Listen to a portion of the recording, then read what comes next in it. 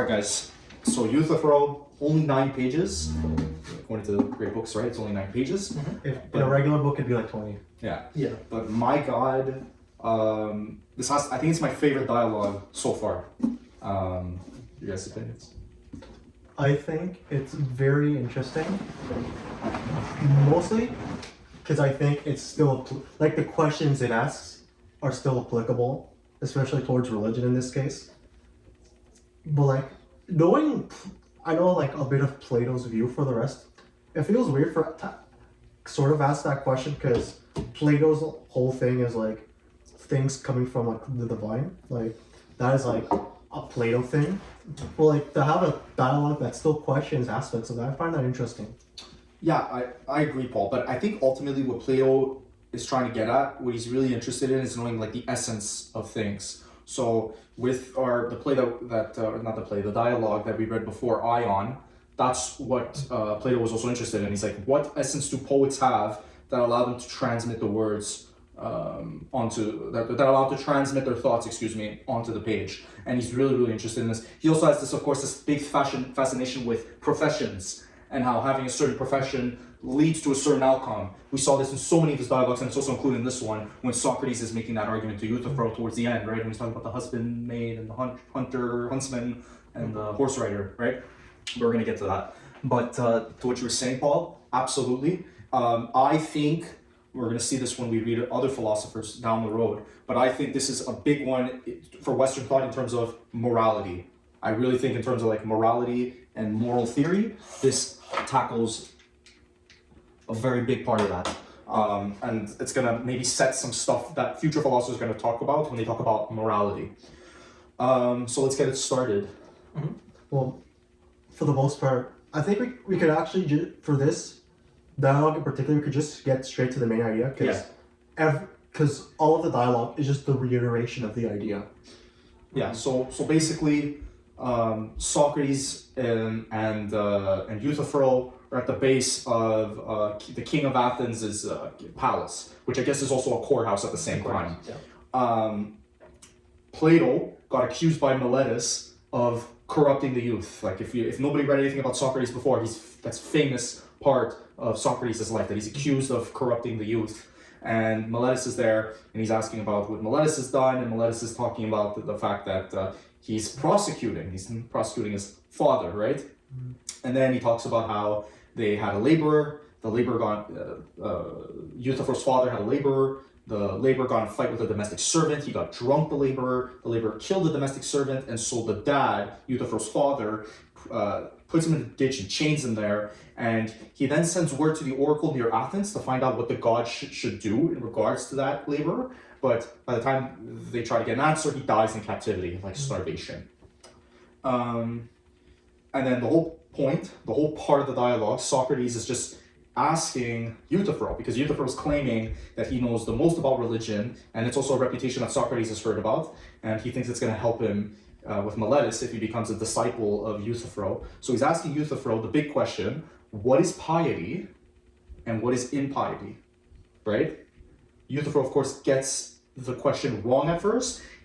And then just starts listing good attributes. He talks about what he's doing is good because Zeus went against his father when Kronos was eating Zeus's siblings, right? In that story of Greek mythology. But then Socrates has to interrupt him and say, no, you are listing attributes of piety. I want to know. You're listing examples of piety. I want to know what is piety, what is impiety. Basically it confuses Euthyphro a little bit. So then Socrates decides to then just kind of baby Euthyphro and get him towards a line of thinking. He tells him that famous, like, do the gods, is something pious because the gods think it's pious, or do the gods think it's pious because it's pious? Because Euthyphro, his answer becomes, okay, piety is what the gods cherish. Oh yeah. Mm-hmm. And then Socrates asks, that's interesting. Oh, so everything that the gods cherish is pious. So he's like, yeah, okay. Do they cherish it because it's pious, or is it pious because they cherish it? And for the rest of the dialogue, it is both of them dealing with that question that they cannot resolve. Yeah. Well, Socrates, I think, believes that morality, because we could also use morality as a synonym for piety and virtue. I think another way we could describe it is what is good. Yeah. Like, what does it mean to be good? Yeah, goodness. Yeah. So Socrates is trying to lead Euthyphro to a line of thinking to suggest that goodness is outside the opinions of the gods. And actually, early in the dialogue, Socrates was talking about, didn't the gods quarrel over some things? Yeah. Didn't they quarrel over what was just or unjust? Yes. So and I think that's a really powerful argument that he was really early in the beginning, because clearly if the gods are questioning what is just and unjust, clearly there must be something outside of it to suggest why they're fighting over it. So they get down to this line of thinking. Euthyphro kind of doesn't understand. Eventually, Socrates so they talk about holiness, and basically like Socrates is trying to tell Euthyphro, is it pious because the gods think it's pious, or the gods think it's pious because it is already pious to begin with? At some point, Euthyphro compares it. He describes piety as a form of justice concerned with caring. What we're doing is to benefit the gods. And then Socrates, Yes. The example, like I think they compare it to the slave and the master, where it's like, okay, you're helping the gods, but do the gods really benefit from it? But it's more I believe they adjusted to, Euthyphro said it's more gratifying rather than actual helping. Yeah, because Socrates was saying, why? We're mere mortals. The gods give us everything around us. What could they benefit from us doing prayers and all this? What I guess that's supposed to illustrate is that goodness is supposed to be, to a certain extent, separate from the gods, which very radical back then. Actually, it's still radical today. He even so when they were talking about praying and all that, Socrates was then told him, so is it a science, would you say? And he's like, yes. Okay, can you explain to us this science? He specifically says, yes, my friend, the reason is that I am a votary of your science, I'm a supporter of your science, I give my mind to it, and therefore nothing which you say will be thrown away upon me. Please then tell me, what is the nature of the service to the gods? Do you mean that we prefer requests and give gifts to them? Yes, is not the right way of asking to ask them what we want, certainly, and the right way of giving us is to give to them in return what they want of us. There would be no meaning in an art which gives to anyone that which he does not want. Then piety, Euthyphro, is an art which gods and men have of doing business with one another. And they were trying to make it into a transaction. And then Socrates, towards the end, is like, are you not saying that what is loved of the gods is holy? And is not this the same as what is dear to them? Because eventually Euthyphro was... Eventually they somehow went back, Euthyphro somehow went back and said, no, actually, piety isn't outside the gods. What the gods love is pious. And then Socrates is saying again, what is piety? And then Euthyphro's like, oh, I gotta go. And he's like, but Euthyphro, I could really benefit from this. I could plead if you tell me what is pious and unpious, I could plead this to Miletus and get away and not be tried. And then that's it. Because the whole point is that okay, you have Euthyphro trying to answer that question as best as he can, but he just kind of changes it to a different synonym, like holiness. And then okay, what is piety? Piety, it is what blah blah blah the gods. And how do you express piety? Via prayer. And prayer is holiness. Okay, what is holy? It's what the gods deem holy. Then you have the same question again. Yeah. Is it holy because the gods say it is, or are the gods saying it's holy because it's holy? Socrates then says, so that's what Euthyphro then, he goes to the second argument, right? Because remember, Socrates leads Euthyphro to conclude towards the first half of the dialogue, that piety is outside of the gods' opinion. But then towards the end, he was going back to the second option, which is actually whatever the gods think is holy and pious is holy and pious. Socrates is like, okay, I'm confused, because we concluded the first thing at first. So either we were right and now we're wrong, or we were wrong before and now we're right.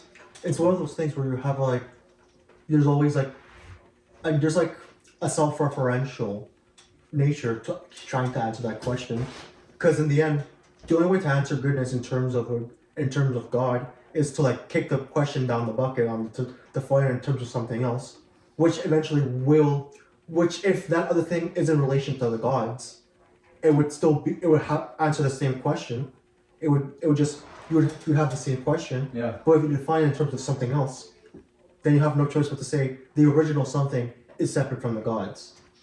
And not only that, right? But like Euthyphro is using the story of how Zeus betrays Kronos and how like Kronos betrayed Uranus to justify what he's doing to his dad, right? And then he and then by saying what the gods deem to be pious is pious, let's not forget, right? Like the gods, like in Greek mythology, were in a bunch of murdering and deceiving, which we could consider to be immoral, right? And then furthermore, the fact that Socrates points out to the fact that the gods are fighting over what is just and unjust throughout their lives, right? Like Poseidon and Zeus Zeus and Hades had a falling out because Zeus casted Hades to the underworld, right? After they defeated Kronos. I don't think they've never had a falling out canonically. Oh no, they did, Paul. No, because the way Hades wasn't cast down, they just drew lots, and Hades got the underworld. Oh, That is, you're kind of mixing it up with Christian mythology. No, Hades by chance got there, so Poseidon got the ocean by chance, and Zeus got the sky by chance. okay. That's when they drew the straws, right? they To drew figure the out who straws. went where. Oh, okay, my No, bad. Hades went there. They don't. I don't think as far as I know, I don't think there's a canonical enmity between Hades and Zeus. Like they're kind of like normal. Yeah. But your point is not necessarily wrong, because the gods, as we know, really do. They always bicker. We saw it in the Trojan War, right? They all picked different sides. They all saw different perspectives. So it's like a small part, but it's worth noting that Socrates is pointing out that the gods could differ. So if they differ, and there's multiple gods, like how do you pick what's pious now? If one god believes one thing and one god believes another, but Socrates also says they also come to the conclusion eventually, or Euthyphro says whatever all the gods agree on is pious. Whatever they think, all of them think is pious. Whatever all of them think is impious is impious. And if something is an action is pious, something one is impious, and vice versa, it'll just be neutral or both. Neither or both. Yeah, sorry, Paul. Interesting point, because you talk about the whole difficulty with them trying to define piety is because the gods don't agree. That's like a big portion, and that's why they're forced to kick the can down the road on holiness. Yeah. But I think we should talk about the main reasoning. Yeah. Because that would still apply to other religions in the current day. Even monotheism or Christianity. Because etc. like monotheism, Islam, there's probably other monotheistic religions we don't know about. Those religions, they still wouldn't be able to answer the initial question: is something good because God said so, or did God say it's good because it's good? Yeah, because imagine you wake up. Imagine God just comes into your room at night, and He wakes you up. And let's say, guys, you're married and you have a son. And He's like, "Hi, guys. Hi, Dylan. Hi, Paul. I'm God." And let's say He is God. He was able to prove it, and you know. Like we believe it. Yeah. He then says, "Paul, Dylan, your son, I want you to take him outside. I want you to take your son up a mountain. There's going to be a bunch of rocks on that mountain. I want you to place your young son on the mountain, and I want you to slit your son's throat and have all the blood drain out of his throat and your son's life." What? That would be your first reaction, right? And then you would eventually maybe think, oh God, okay, I see what it is. Is it because my son ends up growing up and becoming like the next Hitler? And he might cause a bunch of misery to people in the future, and you're actually saving a bunch of people's lives and saving us a bunch of misery and heartache by doing this? He's like, no. Your son, if he were to grow up, he'd be like a nice, normal kid. I just deemed that what your son dying is what's moral. And you might be apprehensive, that doesn't seem right. He's like, no, Dylan, Paul, this is the most right thing that you could do. Because you're not only seeing me, God, but I am directly telling you what is moral and what is not. So to answer you were saying, Paul, clearly that provides a problem to that dilemma. It's like, Because okay, it could just enable a god or gods to deem anything arbitrarily as right or wrong. And that could really conflict with, like, emotionally, like, our fundamental understanding of what is right and wrong in morality. well, I think a big problem with having morality be arbitrary is that it can't, because the whole point of morality is like a strict set, it's supposed to be relatively unchanging. Like, it changes all the time, but like for each society, it's supposed to be relatively unchanging. And having it so the God you believe in, or basically the whole notion of existence, deem that morality is arbitrary, would make it so that morality isn't sacred. It can be changed on a whim. And that kind of defeats the whole purpose of morality. Because morality is supposed to be a set of, like, it's supposed to be a goal almost. A set of principles that leads to a certain goal. And if you do something, if you do it arbitrarily, what you'll get is it won't attain a certain goal. It'll just be random, right? And it's funny because Socrates even says, "But I have no particular liking for anything but the truth." This is when then piety, Euthyphro, and art, which gods and men have been doing business with one another. When they were described, he was describing what piety and prayer is. It's basically just, and Socrates is like, it's just basically men and gods doing business, like transactional. And the Euthyphro is like, that is an expression which you may use if you like. And then Socrates is like, but I have no particular liking for anything but the truth. I wish, however, that you would tell me what benefit accrues to the gods from our gifts. There is no doubt about what they give to us. There's no doubt.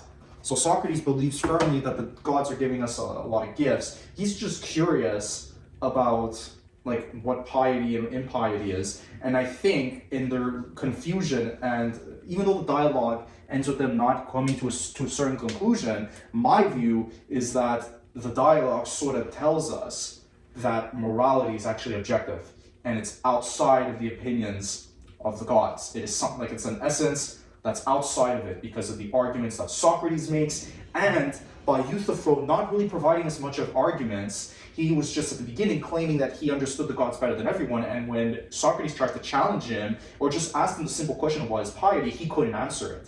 Like we said, he went first with just examples, and then when Socrates asked it again, Euthyphro's like, I'm really confused. You're like, your answers are dataless. Like, I feel like your argument is just moving around. I'm being really, really confused about it. It's running in circles. And Socrates like handholds him for him to conclude himself that holiness is outside of the gods.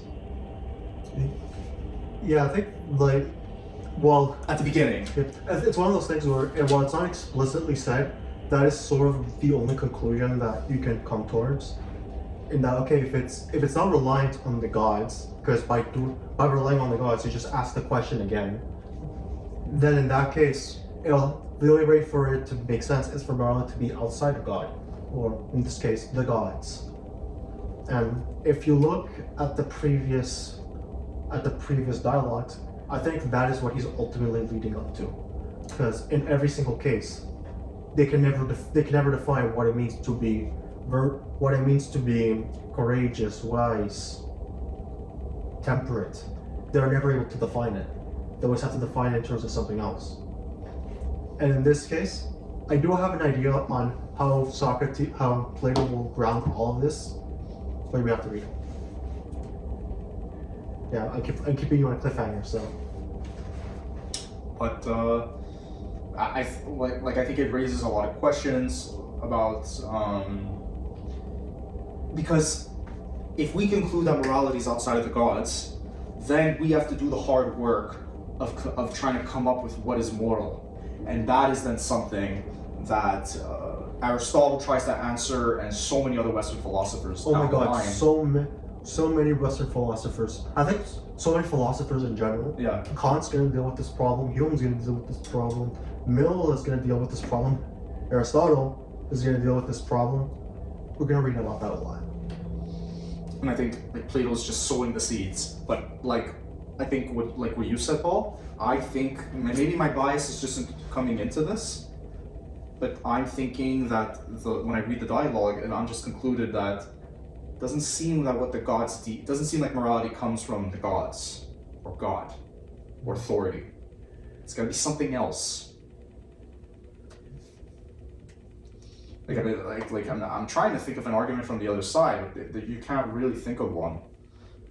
Because then you could always just come up with the argument. You could always just say, like, okay, let's say we have a world in which God thinks murder is bad, and a murder happens. Is murder bad? Yes.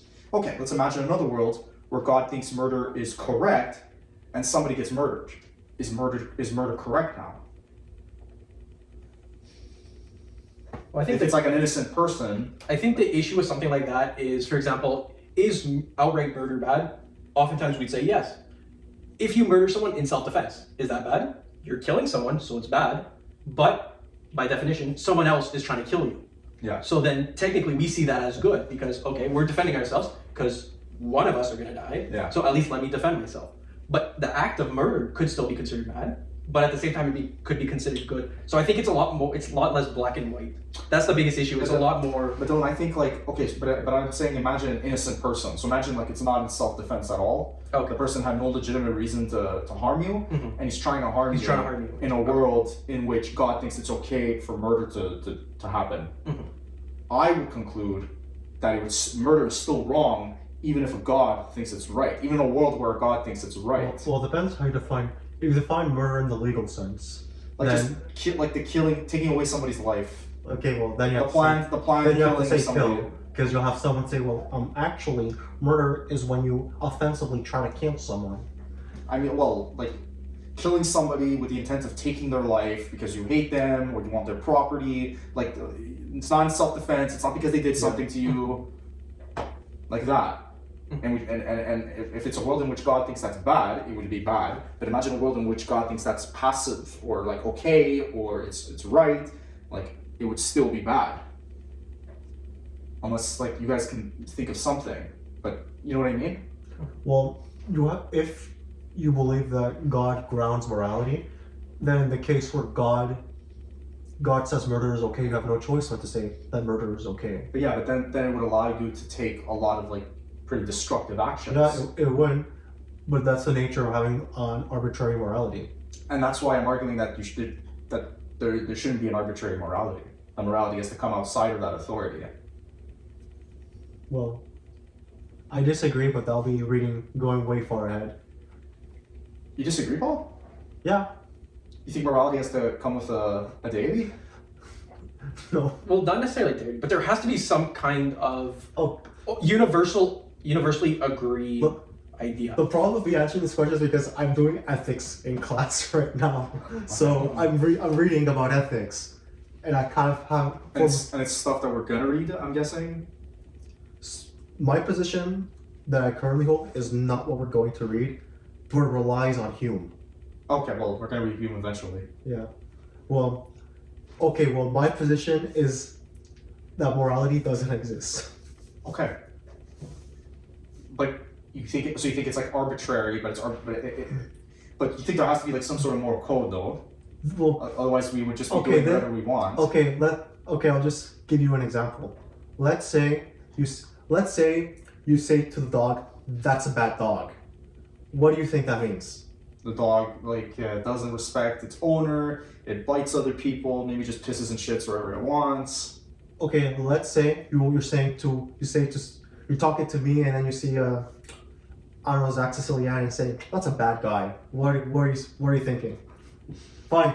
Let's go with the rational. Okay, no, Ima- Zach Siciliani. No, yeah, let's fine. call him out. Okay. Imaginary person, John Johnson. You know, you say that John Johnson, he's a bad man. What are you saying when you say that? He might have murdered somebody in the past, or he might have cheated on a spouse if he has a spouse and they have a monogamous relationship. He's rude to waiters. He's very But disrespectful. he punches kittens or But- kicks them on the street. But here's the thing: is it a fact that he's a bad man? Yes. But no, you're just saying he's a bad man, but you haven't proved he's a bad man. Yeah, I guess you wouldn't know if he's a bad man. If someone tells you he's a bad man, how would you know he's a bad man? Okay, but if you have evidence, if you have a recording of the dude punching a kitten. Okay, but here's the thing.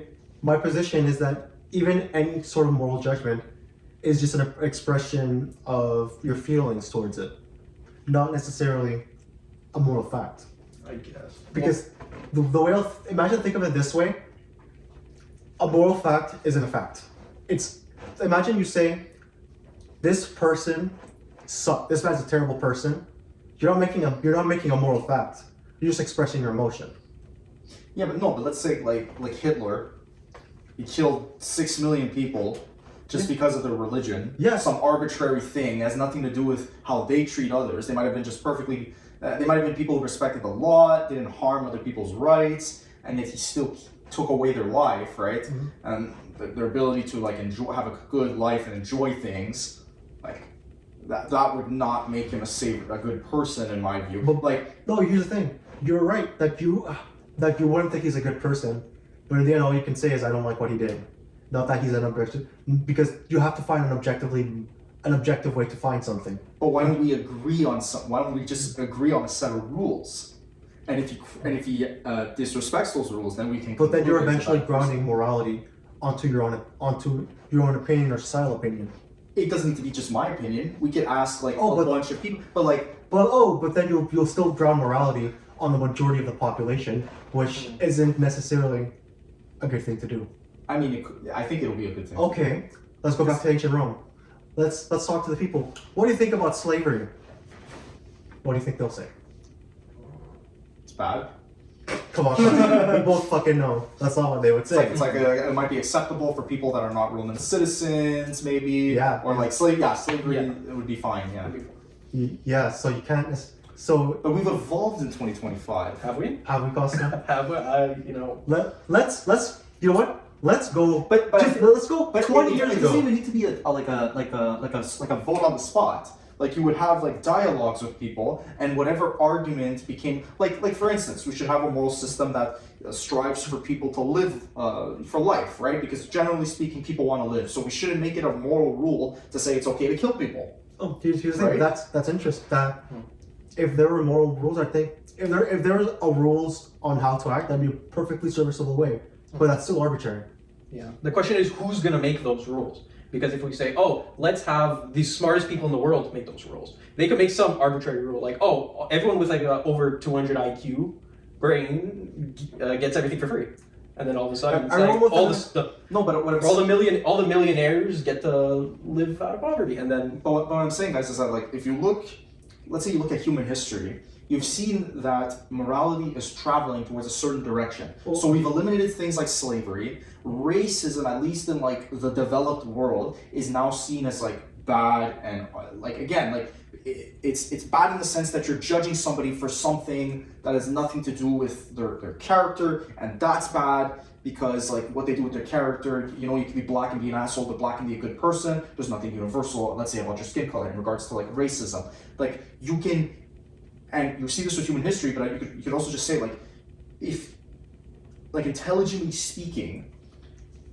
you should not judge a person based on the color of their skin. That to me seems like an objective fact, even though as it's not. Like obviously their skin color is real, but like the objective fact of like you shouldn't treat people poorly based on the color of their skin.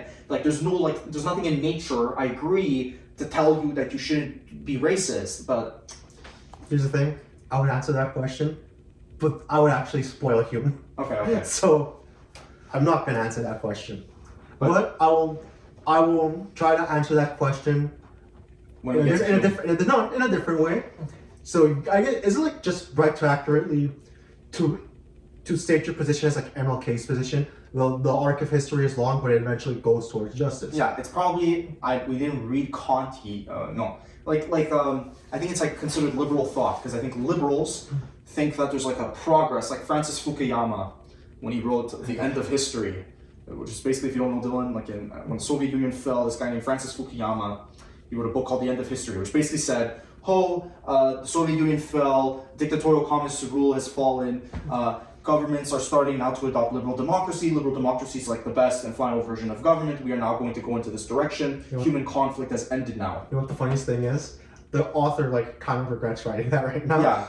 But That's like the thought that I'm sort of seeing. That, or like maybe that's the thought that MLK has. But here's the thing. I fundamentally disagree with that opinion. Because here's the thing.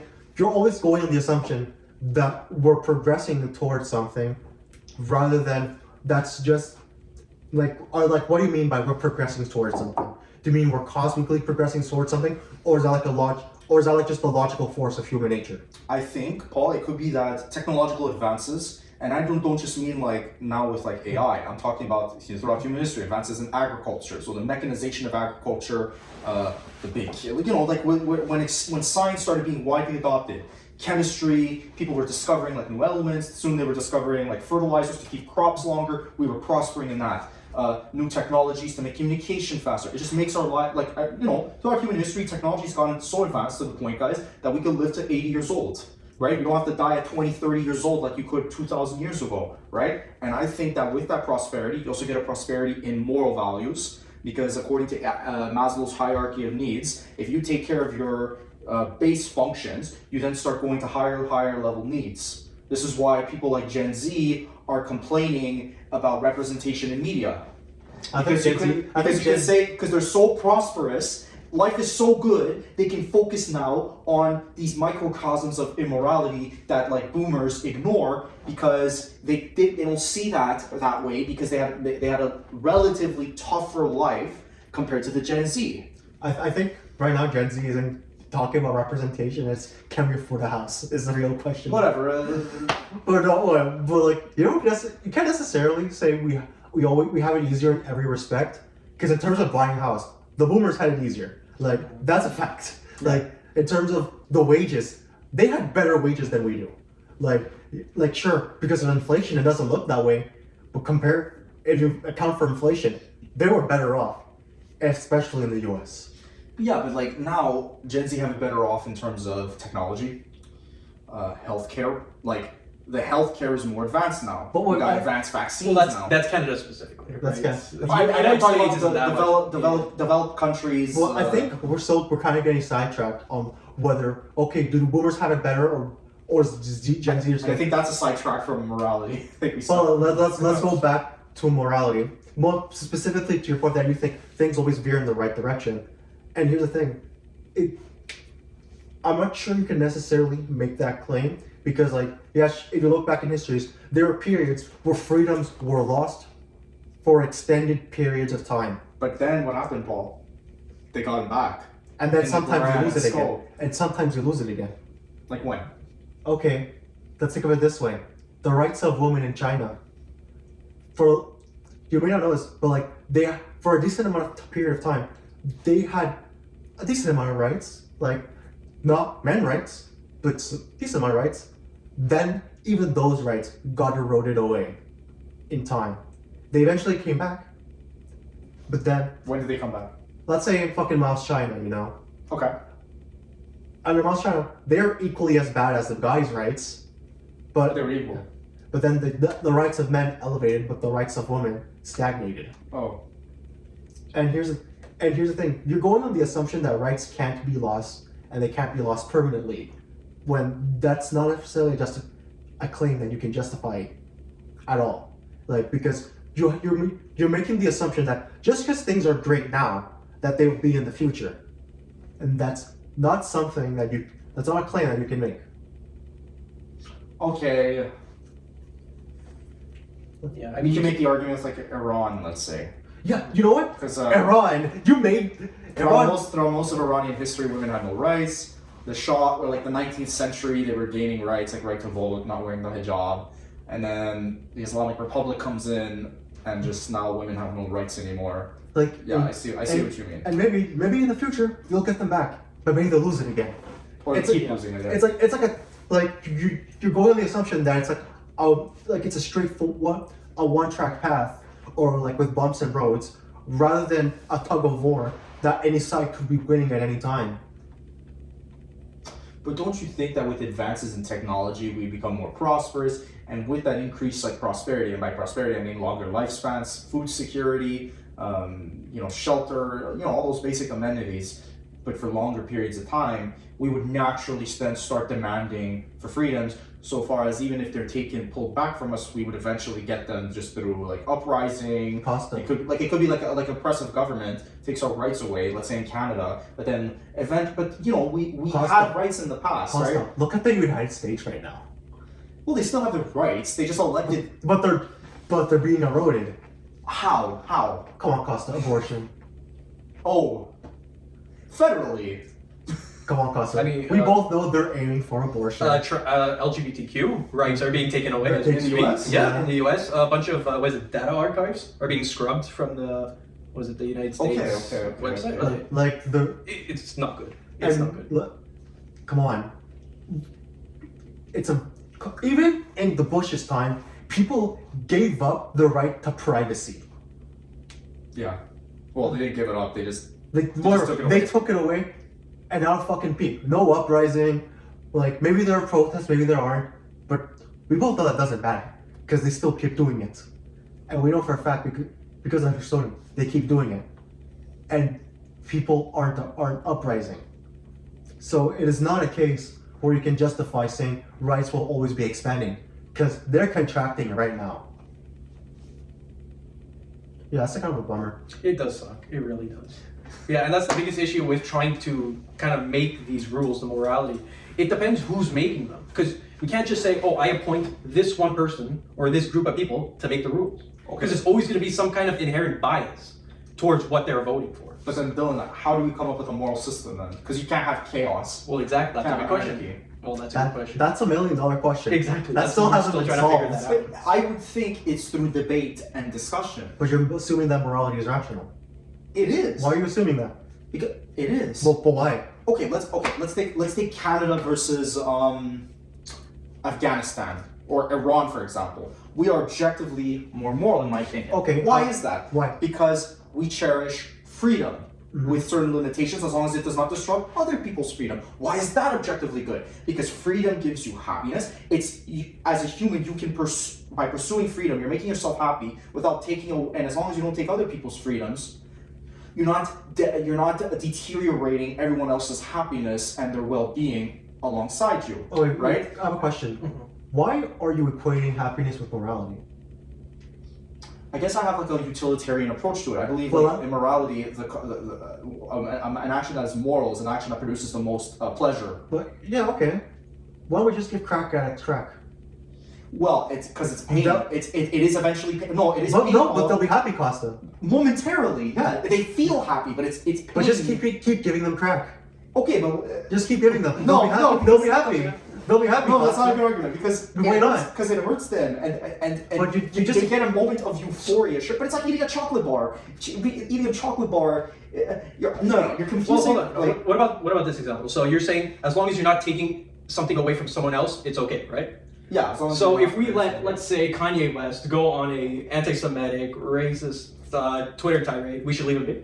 yes, because that's his freedom of speech. yeah, but So- As long as he's not. So if saying- we let a as long- bunch of MAGA fanatics go off spewing racism, all that kind of nonsense, we should just leave it be because it won't affect anything. Because I think that comes down to free speech, where okay, let them say, but it could have some bad impact. Some people could say, oh, I think I agree with that, or that's not a bad point, and then the intrusive thoughts come in, and that's when the violence comes in. Well, wait, Costa, you're making I think you're making a different argument on is Canada more free than Iran? No fucking shit. Like Yeah. if you define freedom as things that you can do without government interference, then yeah, we can I won't even debate it. Canada is more free than But Iran. we're also more happy because they've done surveys that on countries, right? Like the top of the happiness index is like Norway or Switzerland, and then at like the bottom it's like Somalia, I think, or Afghanistan. But here's the thing: you can't necessarily equate happiness with morality. But if you just say, because look, if you equate, hey, morality is when people are happy. Okay, you know what would be happy? A fucking serial killer when he's killing people. But he's taking away people's rights to life. But you're by doing that. defining morality as happiness, which you can't necessarily do. Yeah, you can.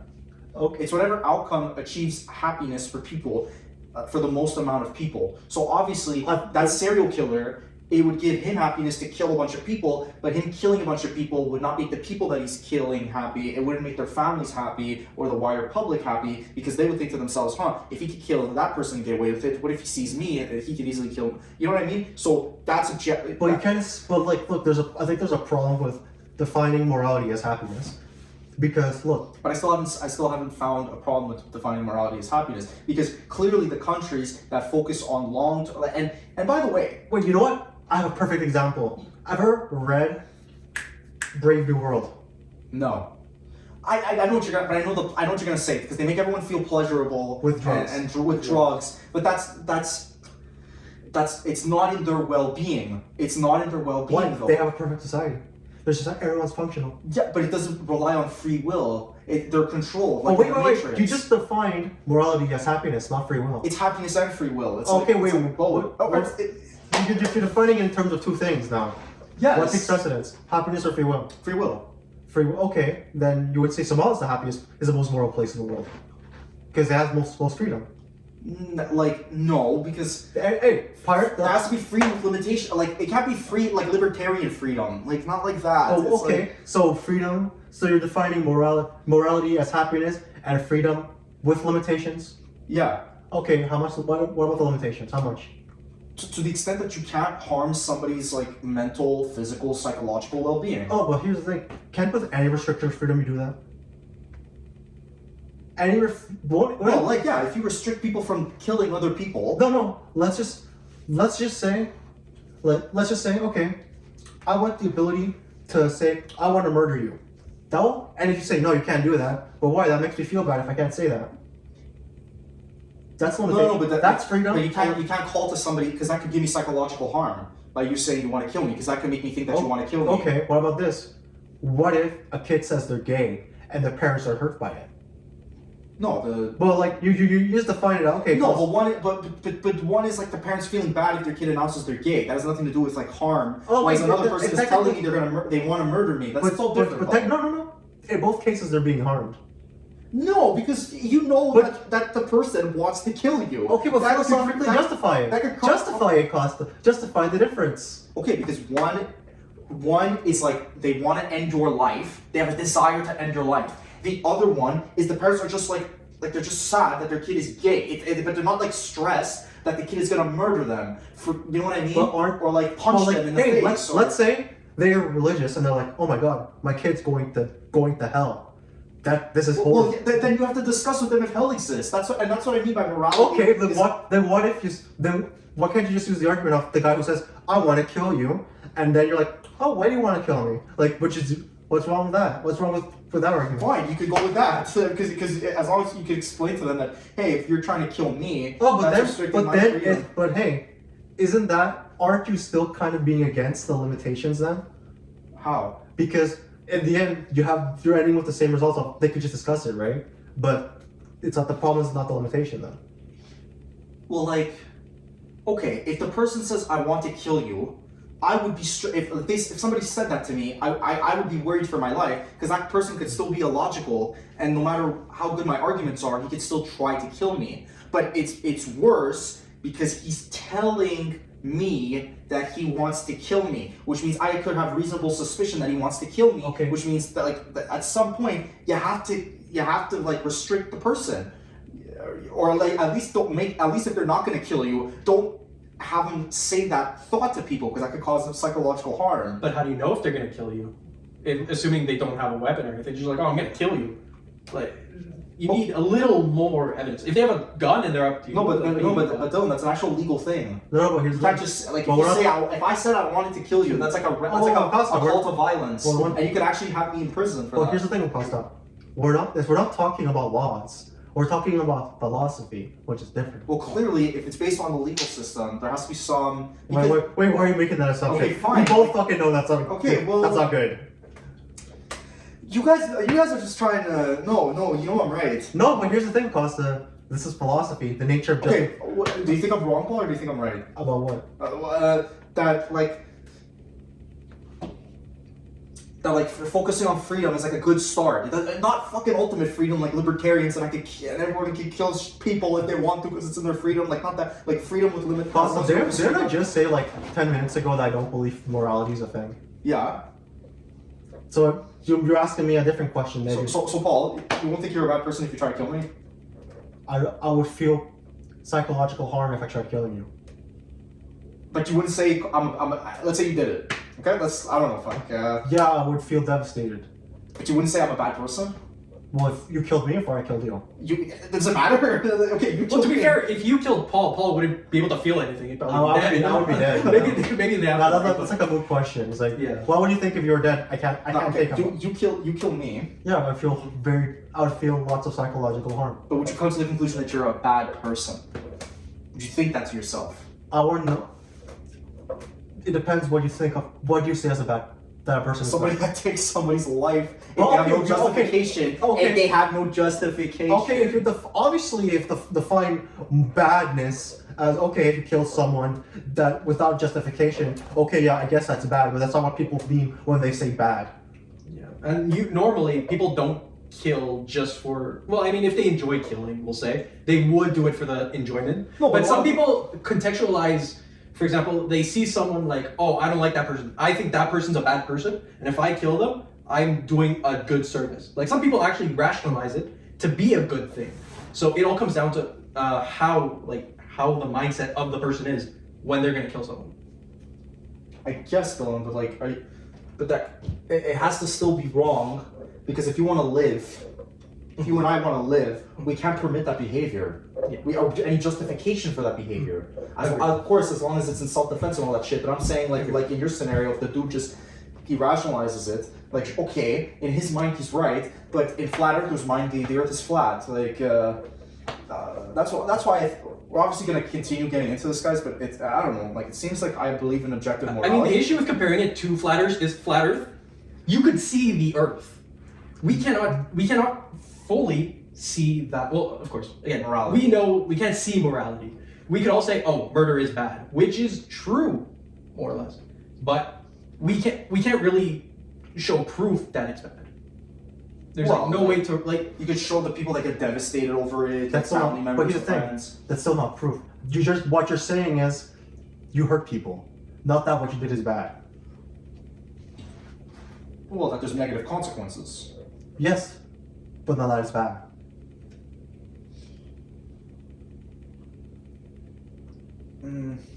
Well, it's bad because it gives you negative consequences. So negative consequence equal bad.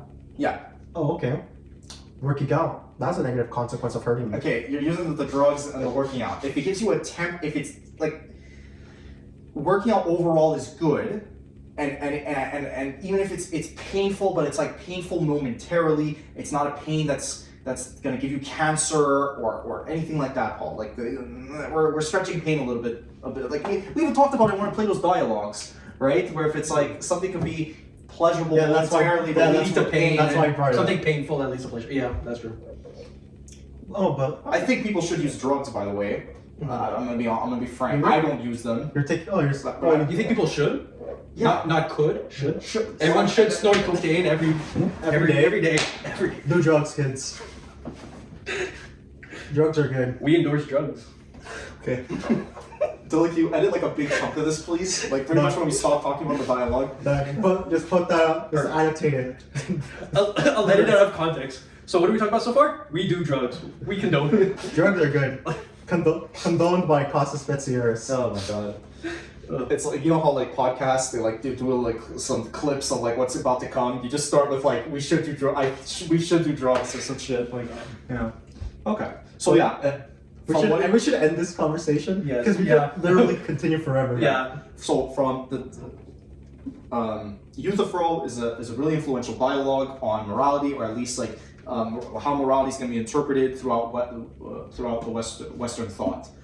I guess I kind of align myself more with Euthyphro, but the problem is it's really hard to justify that.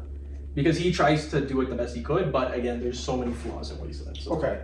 Yeah. So you believe like whatever like a god or gods think is moral is moral. That's what makes it moral. Yeah, more or less. Again, yeah. Okay. But we can always go back to that example, and where God could say something like slavery is good. But the fact that God thinks that slavery is good makes it good. No, like slavery is still bad. It's still bad. But even God, though he... and if let's say God would never say that, but we're just saying hypothetically, God would be wrong. Do you agree or disagree? If he said slavery is correct. If he said slavery is correct. The problem is, if I was religious and I completely agreed with him, for the most part, I would probably agree with him. But the problem is, but then you would be condoning an action that causes harm. You know what I mean? It doesn't seem to be any upside to slavery, because it seems like it creates a lot of harm, especially for the slave. Yeah. Right? Obviously, it creates pleasure for the slave owner, but the slave owner, the reason why it is wrong is that he could theoretically get freedom and pleasure and fulfillment from his life without that. I do agree. that. The thing is, I guess back then, it's a bit of a catch-22. It's either, or a catch-21, I think. It's either, okay, I agree with God, slavery is good. I'm not doing something that I personally agree with, but if he says, so be it. But if I disagree, then I'm seen as impious, or I'm doing an impious act. But would you charged. But would you be the impious if you stood up against slavery? I wouldn't see you as impious. Well, if I'm standing up against the gods and what the gods think is right, because because in this case we're assuming everyone knows that slavery is good according to God, right? Because everyone lives under the same rules, or all the religious agree with that. So if I'm standing up against the gods, or if I'm standing up against slavery, I'm also standing up against the gods, which is also seen as impious. So I guess the question is, would I? So I guess the question is are morality and piety the same? And I would conclude no. Because if you stood up against slavery, that would make you moral. Yeah. But if it's against God, it would make you impious. Make you impious. Yeah. I mean, obviously, And what would be more important exactly between the two? Normally, again, I would always say I'm against slavery, so I would be against God. But if it meant, do I stand with slavery or my life, I would have more of a thought. I'd think it through. Because if someone asks me, do you like slavery? No. But then But if they say, do you like slavery? Say yes, or you're dead. Or you're being charged and probably executed. Then you would have a little bit more of a conversation. But then of course you would have second thoughts because your life is on the line. Mm-hmm. And somebody who would give you that choice, like if I gave you that choice, Yeah. let's say I thought slavery was good, you think it's bad. Let's say I run the country, Okay. and you're standing up to me, and I say, well, what'd you say, Dylan? You better say slavery. Did you say slavery is bad? You're like, yes. Say slavery is good right now, or else I'm gonna kill you. I'm an asshole and a bad person and immoral for giving you that choice. It's a very good dialogue. I think Socrates has more of a point, although they don't reach a conclusion. Do you think the same, Paul? Okay, I think slightly differently. I think while there isn't a written conclusion, I do think there's a hint on what Socrates, in this case Plato, wants to say. Yeah, but do you agree or disagree? Or what Plato wants to say? Well, I would disagree. Like, I like the questions he's asking. I don't agree with his conclusion that he'll eventually arrive at, which you guys do not know about, which I do. Okay. But But yeah, I think it raises an interesting question. I've come to the conclusion that morality, or how we define a virtue, is something outside of the opinions of the gods. And it's a very good dialogue, and I hope to see. Yeah, clearly this is our longest discussion. Yeah. But it was an enjoyable one as well. Just a bit of. And I hope to see what future philosophers talk about morality. And specifically, if this dialogue leads to a lot of inspiration from later philosophers. Would you say so, Paul? That this dialogue leads to. I'm not sure about this dialogue, but Plato in general. Remember, we have Aristotle next. Yeah. Which Socrates, Plato's student, Yeah. who will respond.